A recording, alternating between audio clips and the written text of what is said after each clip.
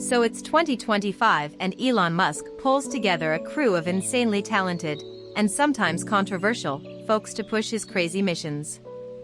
Kinda like how Musk's always talking about saving the planet, solving traffic, and even making us a multiplanetary species. Well, he's got people on board who are so into this us versus them mentality, and nowadays, them means all the wasteful bureaucracy by his definitions. For starters, there's Musk himself, who's not only one of the richest guys around, but now also an unpaid government employee and senior advisor to Trump.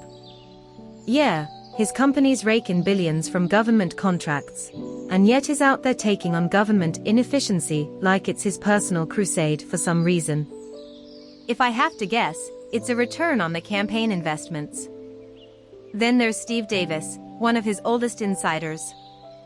Steve started at SpaceX back in the day and later got the gig running the boring company's underground transit ideas.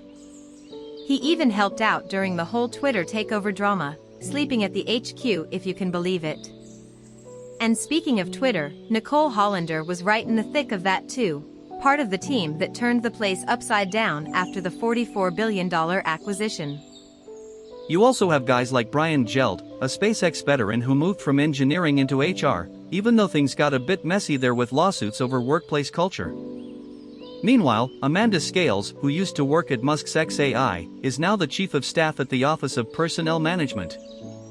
That's the main HR hub for the government. The crew gets even more layered. Amy Glisson is officially running the Doge outfit. That's Musk's nickname for his new government efficiency department, while Jen Balajadia, who's been Musk's right-hand gal since the early days at the boring company, now holds a key role there. Then there's Riccardo Biasini, who bounced around from Tesla to a self-driving startup and back into Musk's orbit. And it doesn't stop there. There's Christopher Stanley, who jumped on board during Musk's Twitter drama and now apparently has a mysterious role at the White House.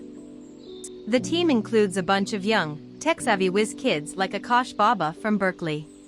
And even Edward Corey Stein, who's only 19 but is already cracking federal systems like a pro.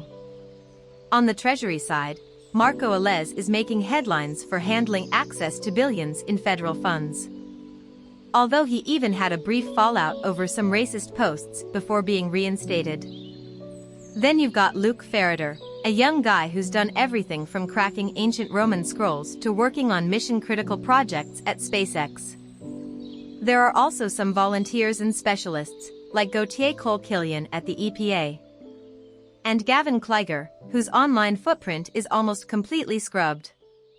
And Tom Krause, who not only works at the Treasury but also runs a private tech company that's been involved in some serious shakeups at places like Citrix. The whole operation is rounded out by more staffers who pop up at various agencies, people who have roles at places like the GSA, NOAA, and even the Consumer Financial Protection Bureau. Plus, there are recruiters and advisors like Mark Andreessen, yep, the VC guy, who, even though he isn't officially on board, has been key in rounding up all this talent. And then there are folks like George Cooper, Vinay Hiremath, Anthony Jankso, Michael Kratzios, and Katie Miller, who all help get the right people into the mix and shape the messaging. It's like Musk's built this whole mini-government of his own, mixing tech, politics, and a healthy dose of rebellion against the status quo. Crazy times, right?